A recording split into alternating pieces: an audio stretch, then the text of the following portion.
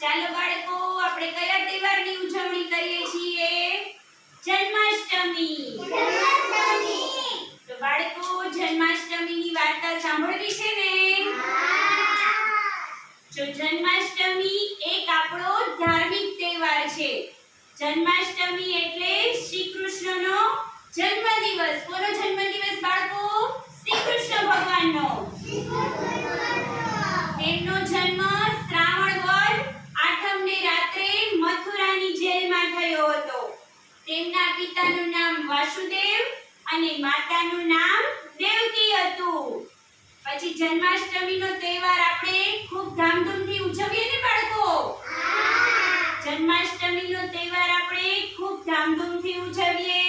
એ દિવસે લોકો ઉપવાસ કરે, મંદિરો શણગારવામાં આવે બાળકો. પછી ભજન કીર્તન થાય ત્યાં રાત્રે. પછી રાતના 12 વાગે કૃષ્ણ ભગવાનનો જન્મ થાય. શું થાય બાળકો?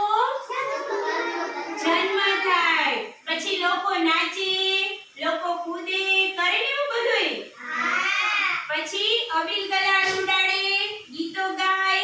ચાલો આપણે બધાય બોલો, નંદ ઘેરા નંદ ભયો છે કનૈયા લાલ કી. નંદ ઘેરા નંદ ભયો છે કનૈયા લાલ કી. બોલો બધાય બાળકો, નંદ ઘેરા નંદ ભયો છે કનૈયા લાલ કી. નંદ ઘેરા નંદ ભયો છે કનૈયા લાલ કી. પછી બાળકો પંજરીનો પ્રસાદ વેચાય. શેનો પ્રસાદ વેચાય? પંજરીનો પ્રસાદ વેચાય. પછી લોકો પારણામાં ઝૂલતા બાળકૃષ્ણના દર્શન કરે બધાય. કરે ને બધાય? પછી લોકો ઓશેથી મેળામાં જાય. જાઓ ને બાળકો?